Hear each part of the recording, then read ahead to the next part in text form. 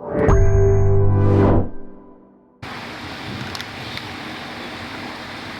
जो मैं जब स्कूल में पढ़ता था, भाषण जो है मुझे सबसे बोरियत वाला काम लगता था। तो जब मुझे लगता था तो मैं समझ सकता हूँ कि आप लोगों को भी कैसा लग रहा होगा। तो भाषण ना देके सिर्फ सीधे काम की बात पे आ जाए। ये जो जिला विधिक सेवा प्राधिकरण लिखा हुआ है, इसके बारे में कुछ जानकारी है आप लोगों को क्या? ये आपके सगे माँ बाप की तरह काम करने वाली संस्था है, इसी के बारे में हमको नहीं मालूम। अच्छा, आप में से ऐसे कितने लोग हैं जिनको थाने या कोर्ट कचहरी की जरूरत है या सामना करना पड़ा है? जब मेरी इनसे बात हुई तो मुझे लगा सबसे ज्यादा जरूरत ये विधिक सेवा प्राधिकरण आप लोगों के लिए क्या कर सकता है, इसकी जानकारी देना बहुत जरूरी है, इसलिए मैं फटाक से तैयार हो गया। ये लेबर इंस्पेक्टर्स जो आए हुए हैं ये जानकारी देने के लिए, और आप लोगों को सबको आपका रजिस्टर्ड होना बहुत जरूरी है। बहुत सारी सहायताएं आपको मिलती है उसमें, जैसा दुबे जी ने बीच में भी बताया था कि प्रसूति अवकाश भी मिलेगा, पैसा भी मिलता है। यदि किसी घर में डेथ हो जाती है तो उसमें फ्यूनरल के एक्सपेंडिचर, दाह संस्कार के लिए जो क्रियाक्रम के लिए कुछ पैसा वो भी मिलता है। बच्चों को फ्री में पढ़ाया जा सकता है, इलाज की सुविधा है। काम करते हुए अचानक कोई दुर्घटना हो जाए, हाथ पैर कट गए, टूट गए या मर गए, तो भी 2 लाख और 4 लाख रुपए की व्यवस्था है। आप सब लोगों को पंजीयन कराने की नितांत आवश्यकता है। नगर पालिका कुछ लोग आते हैं कि सर हमारा आधार कार्ड नहीं बन पा रहा है, साहब हमारा आयुष्मान कार्ड नहीं बन पा रहा है। आप अपने लेवल पे प्रयास करके थक चुके हैं। विधिक सेवा प्राधिकरण एक ऐसी संस्था है जो आपके आधार कार्ड बनवाने में भी मदद करेगी। आपका यदि जो श्रमिक के रूप में असंगठित श्रमिक उसमें है, जो यदि पंजीकृत नहीं हो पा रहे हैं, हम उसमें भी आपकी मदद करते हैं। आयुष्मान कार्ड बनाने में भी आपकी मदद करते हैं, और अन्यथा जो भी कभी जो हमारे क्षेत्र में आता है, जो भी हम मदद कर सकते हैं सोशल साइड से भी, उसमें भी ये विधिक सेवा प्राधिकरण। हमारे अपने पैरालीगल वॉलंटियर्स हैं, पोरवाल जी आज हमारे साथ में हैं, ये उपस्थित हैं। ये अब एक बात ये हो गई। दूसरा एक जो सबसे बड़ी समस्या जो मैं व्यक्तिगत तौर पे, धनोत्कर साहब ने एक बात बहुत अच्छी बात कही कि जो घर थोड़ा संपन्न है या स्थिति ठीक है, आप नहीं आओ तो वहां का सारा काम गड़बड़ा जाता है। तो मेरा तो आज से निश्चय है, मैं काम वाली बाई तो नहीं बोलूंगा, ये मेरा पक्का वायदा है।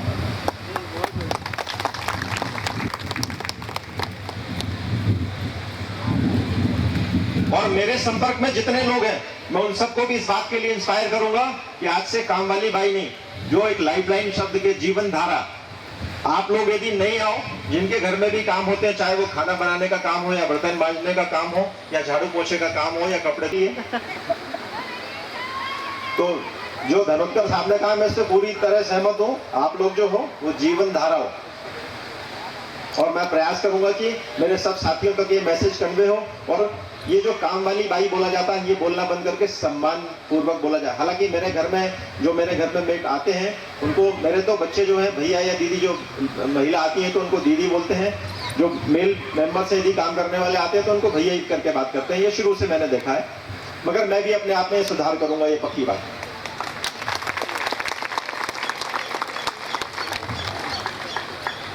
एक सरकार की इंश्योरेंस पॉलिसी श्रमिकों के लिए हुई है, जिसमें अभी जैसे दुबे जी बता रहे थे कि 18 से 40 साल की उम्र के हैं। बहुत अच्छी योजना है सरकार की। आपको शायद 50 या 55 रुपए से 200 रुपए तक हर महीने हम कहीं भी जैसे बैंक में खाते में जमा करते हैं। इसका फायदा जो मुझे जो समझ में आ पाया, जो मैंने पैम्पलेट्स वगैरह आए थे, या जो मैंने डिप्टी लेबर कमिश्नर मैडम है उनसे मेरी जो बातचीत हुई थी, या हमने कुछ और स्टडी की थी, यदि आप वो पैसा जमा करते हो तो 60 साल की उम्र होने के बाद में जो 61वां साल का पहला महीना आएगा, हर महीने 3000 रुपए मिनिमम पेंशन होगी। अब हम काम करने लायक हो या ना हो, या हमारा शरीर वृद्धावस्था के कारण या बीमारी के कारण काम करने के लिए सक्षम नहीं रह गया, तो कम से कम 3000 रुपए महीना पेंशन हम जब तक जिंदा रहेंगे तब तक हमको ये सरकार की योजना के तहत मिलेगा। मेरा आप सबसे आग्रह है इसमें ये अपना ये बीमा जरूर कराएं। अधिकरण करता क्या है समझ लीजिए। आप सब काम करने वाले लोग हैं, तो घर में जो है वो पतिदेव एक तो तनख्वाह छुड़ा लेते हैं, और फिर जो है एक वो मल्टीविटामिन वाली एक दवाई पी के आते हैं, शीशी में रखी रहती है, इसके बाद में वो फिर लड़ाई झगड़ा शुरू हो जाता है, ताकत आ जाती है उसको पीने के बाद में। उनको है समस्या कि नहीं समस्या? अब जब आप मांग करेंगे, बंद कराना हमारे बस में नहीं, सरकार का काम है। आप मांग करोगे, बात उठाओगे तो बात आगे तक जाएगी। अच्छा, हमने बचपन में जो है सर्कस, आप लोगों में से किसी ने सर्कस देखा है क्या? देखा है? तो एक जो वो शेर को कोई कंट्रोल करने वाला कौन करता है? शेर को कंट्रोल कौन करता है?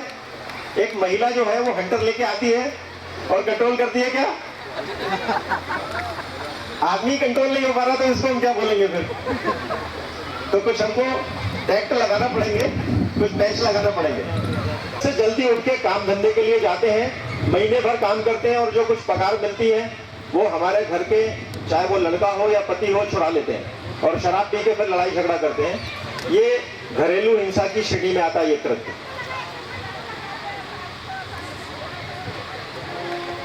ये महसूस हो के पानी जो है वो सिर से ऊपर निकल गया है। और कभी कभी चूंकि हम विधिक सेवा प्राधिकरण में, हमारे पास में ऐसा कोई दिन नहीं होता जिस दिन 25-50 महिलाएं अपनी समस्या लेके नहीं आती।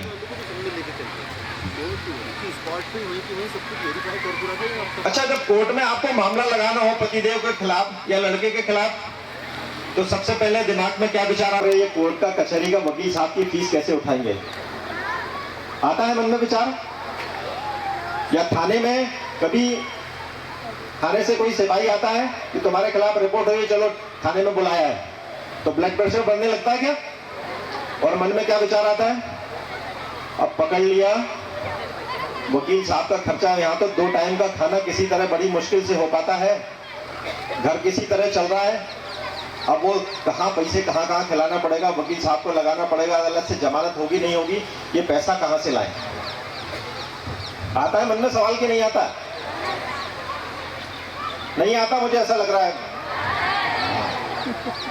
तो ये जो विधिक सेवा प्राधिकरण है, ये एक ऐसी संस्था है, आपका किसी भी तरह का कोई भी अदालत से संबंधित मामले में हो, या उच्च न्यायालय में हो, या सर्वोच्च न्यायालय में हो, हर जगह आपको निःशुल्क विधिक सहायता प्राप्त करने का वैधानिक अधिकार है। और ये अधिकार आपको विधिक सेवा प्राधिकरण के माध्यम से मिलता है। निःशुल्क विधिक सेवा, फ्री तो समझते हैं ना? फ्री समझते कि नहीं समझते? हाँ, तो ये विधिक सेवा प्राधिकरण के पास में हमारे अपने जैसे पैनल में 55 होशियार वकील हैं जो हर तरह के काम करते हैं। आपकी कोई समस्या है, थाने में, घर में हमारे आदमी को पकड़ लिया, हमारे बेटे को पकड़ लिया है, या हमारे खिलाफ ही कोई मामला लगा दिया गया है, पड़ोसी से लड़ाई झगड़ा हो गया है, हम जेल में बंद हैं, या पति ने हमारे साथ में मारपीट की, हमको घर से बाहर निकाल दिया, लड़के ने मारपीट की, हमको घर से निकाल दिया, तो हमको क्या करना पड़ेगा? अदालत में मामला लगाना पड़ेगा क्या? तो अदालत में मामला लगाना पड़ेगा, तो फिर क्या करना पड़ेगा? वकील की व्यवस्था करना पड़ेगी। तो वकील साहब काम करने को कब तैयार होंगे? हाँ, जब आप पैसा दोगे तब काम करेंगे। ये विधिक सेवा प्राधिकरण एक ऐसी संस्था है जो आपसे एक भी पैसा नहीं लेती, और आपका काम ईमानदारी से, व्यवस्थित तरीके से होता है, तहसील अदालत से लेकर सर्वोच्च न्यायालय तक। खर्चे जो भी हैं आपके, वो सारा का सारा ये विधिक सेवा प्राधिकरण उठाने का काम करता है। अब किन लोगों को ये निःशुल्क विधिक सहायता प्राप्त है, ये ध्यान से सुनिएगा। सभी महिलाएं, सभी बच्चे जिनकी उम्र 18 साल से कम है, जो अनुसूचित जाति जनजाति के हैं, जो जेल में बंद हैं या थाने में बंद कर लिया, जिनको थाने में बैठा लिया गया, जो औद्योगिक श्रमिक हैं, मानसिक या किसी विकलांगता से पीड़ित हैं, मानसिक रोग से पीड़ित हैं, या किसी विकलांगता से पीड़ित हैं, या किसी प्राकृतिक आपदा से सताए हुए हैं, बलात् रूप से परेशान किए गए, ऐसे सभी लोगों को, और इसके अलावा ऐसे सभी व्यक्ति जिनकी सालाना आमदनी 2 लाख रुपए तक है, 2 लाख या उससे कम है, इन सभी लोगों को विधिक सेवा प्राधिकरण के माध्यम से अदालतों में मामला लगाने के लिए या उनके खिलाफ कोई मामला चल रहा है तो उस मामले में बचाव करने के लिए विधिक सेवा प्राधिकरण के माध्यम से निःशुल्क वकील आपको उपलब्ध कराए जाते हैं, निःशुल्क विधिक सहायता दी जाती है, 100% बंदेगा।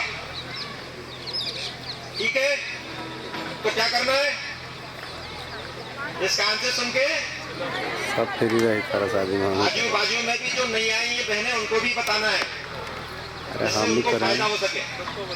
ठीक है, अच्छा एक बार जैसे समझ लो, ये हमने एक बात रखी कि महिलाओं को जो है निःशुल्क विधिक सहायता की पात्रता है। तो एक महिला जो है वो उसका अपना खुद का व्यापार चलाती है और 2 लाख रुपए महीने कमाती है।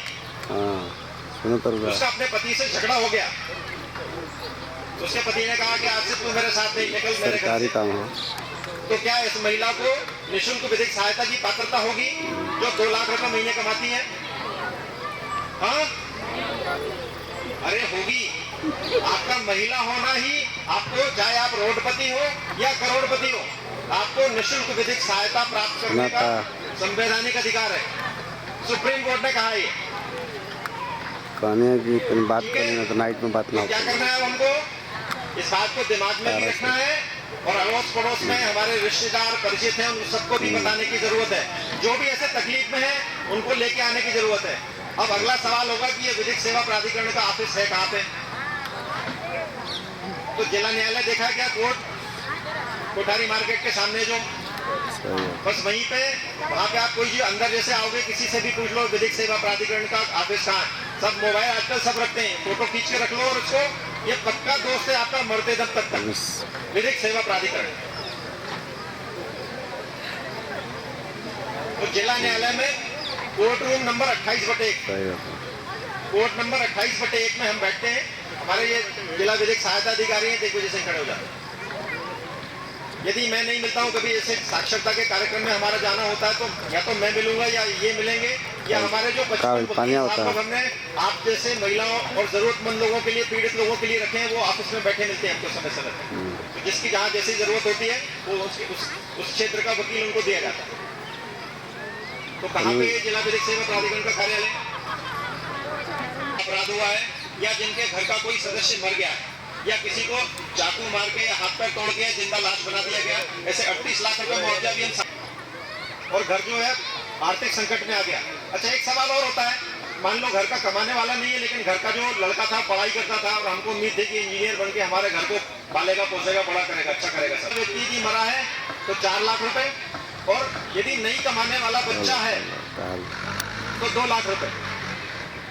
बलात्कार के मामलों में 3 लाख रुपए तक मुआवजा दिया जाता है। अभी सेंट्रल विक्टिम कंपनसेशन स्कीम आई जिसमें 7 लाख रुपए तक के मुआवजे की बात की गई है।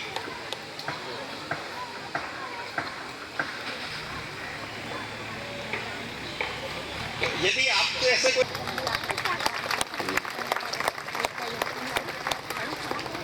अच्छा ये ताली का मतलब अगर बंद किया जाए क्या? बताने के लिए बहुत सारा कुछ है जो आपके काम का है। देखिए जनोपयोगी लोक अदालत का नाम सुना है क्या आपने? आप जहाँ रहते हो, जिस बस्ती में रहते हो, वहाँ सीवर लाइन साफ ही नहीं होती, नाली साफ नहीं होती, नल में पानी नहीं आता, या घर पे नल का कनेक्शन है पानी गंदा आ रहा है, होता है कैसा? तो हम कहाँ शिकायत करने जाते हैं? नहीं होती है। तो हर शुक्रवार के दिन, हर हफ्ते शुक्रवार के दिन ये विधिक सेवा प्राधिकरण के कार्यालय में जन उपयोगी लोक अदालत लगती है। ऐसे सैकड़ों मामले हैं कि आपके घर के सामने की रोड खुदी पड़ी है, गड्ढे हैं, बरसात में पानी आ जाता है, सीवर लाइन साफ ही नहीं हो रही है। आपको कुछ नहीं करना है, किसी भी तरह की कोई कोर्ट नहीं है, हाँ वकील साहब के पास में तो फ्री में सब जानकारी मिल जाती है। तो ये विधिक सेवा प्राधिकरण एक ऐसी संस्था है जो निःशुल्क विधिक सलाह देने का भी काम करती है। तो आप लोगों के मन में, किसी के मन में कोई कानूनी सवाल आता है, इसमें साहब कैसा क्या होगा, तो आप ये विधिक सेवा प्राधिकरण के कार्यालय में आके हमसे वो सवाल करोगे तो उसका जवाब हम देते हैं। हम यहाँ हमारे पैनल के वकील साहब हैं, हमारे डीएलओ में आप सभी का हृदय से बहुत आभारी हूँ। फिर से आप लोगों से आग्रह करूंगा कि मन में कभी कोई जिज्ञासा हो, कोई कानूनी उलझन हो, जिसको हम इस भीड़ के कारण हम यहाँ कहने में हमको संकोच या शर्म लग रही है, आप अकेले आ सकते हैं। जब आप आएंगे 11 से 5 के बीच में हमारे कार्यालय में आप आएंगे, आपकी सभी जो भी दुविधाएं हैं मन की, या कुछ कोर्ट कचहरी में पैरवी करना है, मामला लगवाना है या बचाव करवाना है, हमारे घर परिवार के कोई सदस्य यदि जेल में बंद है, तो बहुत बहुत धन्यवाद। कि एक जरूरी बात आपको बताना और भी बहुत ज्यादा जरूरी है। बताने के लिए तो हमारे पास में इतने सारे कानून है, मुझे 28 साल हो गए काम करते हुए, मैं तो 4 दिन सुना सकता हूँ कानून, आपको इतना मुझे आता है। लेकिन जो बहुत ज्यादा जरूरी है वो बताना, मुझे लगता है कि आप सब इतनी संख्या में आए, आप लोगों के माध्यम से और भी लोगों को ये पता लगेगा। चाहे वो होता है खून पसीने की जोड़ लगा के मेहनत करके हम किसी तरह से घर लेते हैं। कहानी मत। आप लोगों को क्या ध्यान रखना है, जब जमीन खरीद रहे हैं जमाई तो पहले हम इस बात की जांच करा लें, आपके खून पसीने की कमाई रहती है वो। जिस आदमी से जमीन खरीद रहे हैं वो सचमुच उस जमीन का मालिक है कि नहीं, ये पहले पक्का कराने की जरूरत है, इसके बाद जमीन खरीदने की जरूरत है। अदालत में हजारों मामले चल रहे हैं, इसीलिए मुझे लगा कि ये बताना आपको जरूरी है। क्या करना है, जब हम जमीन या दुकान का सौदा कर रहे हैं तो क्या ध्यान रखेंगे, क्या सावधानी रखेंगे। जिस आदमी से हम जमीन खरीद रहे हैं वो उसके बाद ही सौदा करना। अब जब हम लोग जो लिखा पढ़ी कराते हैं वो काय पे कराते हैं, यदि प्लॉट हमने खरीद लिया या मकान काय पे कराते हैं, कितने, ये गलती बिल्कुल मत करना। पक्की लिखा पढ़ी रजिस्ट्री की जरूरत है। यदि आपकी रजिस्ट्री है तो कल को कोई वाद विवाद की स्थिति होती है, आपका पक्ष मजबूत रहेगा। वो जो 100 रुपए के स्टाम्प पे लिखा पढ़ी कराते हो उसकी कोई कानूनी मान्यता नहीं है। अदालत में वो दस्तावेज वजनदार दस्तावेज नहीं होता। तो जब जमीन या मकान दुकान खरीदोगे तो क्या ध्यान रखने की जरूरत है,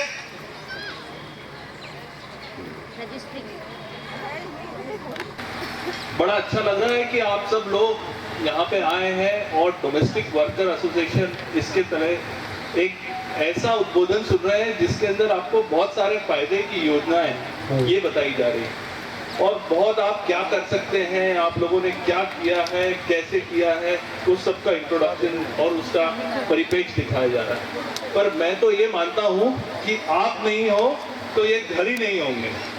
जिस घर में डोमेस्टिक वर्कर नहीं हो उस घर की स्थिति कैसी रहती है वो सब जान सकते हैं। डोमेस्टिक वर्कर मीन्स मेरे हिसाब से जीवन रेखा, लाइफलाइन कहा जाना चाहिए आपको। किसी भी घर की जीवन रेखा मतलब आप लोग हो, क्योंकि आप अगर घर में नहीं आती हो तो घर का काम ही नहीं चलता और घर का काम नहीं चलेगा तो आगे का कोई भी काम नहीं चलेगा। तो मेरी आप लोगों को बहुत बहुत शुभकामनाएं और मैं ये सोचता हूँ तो आज से आपको पूरा हिंदुस्तान जीवन रेखा कह के बुलाए, लाइफलाइन कह के बुलाए। धन्यवाद। अगर पुरुष है और उसकी पत्नी को प्रसूति होती है और वो संबल योजना के अंदर रजिस्टर्ड नहीं है तो भी उसे प्रसूति के पूर्व 4,000 और प्रसूति के पश्चात 12,000 रुपये की पात्रता आएगी। साथ ही अगर आपका आयुष्मान कार्ड बना है तो ठीक है, और नहीं बना है तो भी आयुष्मान कार्ड के अंदर जो 5 लाख रुपए तक की वर्ष में एक बार किसी भी प्राइवेट अस्पताल में आपको इलाज कराने, किसी भी बीमारी का इलाज कराने की पात्रता जो होती है वो इस संबल योजना के अंदर भी लागू होगी। इसी के साथ में अंत्योदय सहायता, अगर पंजीकृत श्रमिक या परिवार के आश्रित की मृत्यु हो जाती है, पंजीकृत श्रमिक तो जिंदा है लेकिन उसके माता पिता या उसके भाई बहन या और किसी की मृत्यु हो जाती है तो उसकी अंत्योदय के लिए 5,000 रुपये शासन की तरफ से अंत्योदय के लिए जाएंगे। साथ ही अनुग्रह सहायता सामान्य मृत्यु पे, अगर पंजीकृत श्रमिक की सामान्य मृत्यु होती है तो 2 लाख रुपए, अगर कार्य के दौरान दुर्घटना होती है तो 4 लाख रुपए, और स्थायी अपंगता उसे होती है तो 2 लाख रुपए की सहायता राशि, और अस्थायी अगर अपंगता होती है तो 1 लाख रुपए की सहायता राशि के लिए वो पात्र होगा। साथ ही आपके जो बच्चे हैं, बेटियां, आपने अपना जीवन संघर्ष में निकाला लेकिन आपके बच्चे भी मजदूरी करेंगे, ये बिल्कुल आवश्यकता है। तो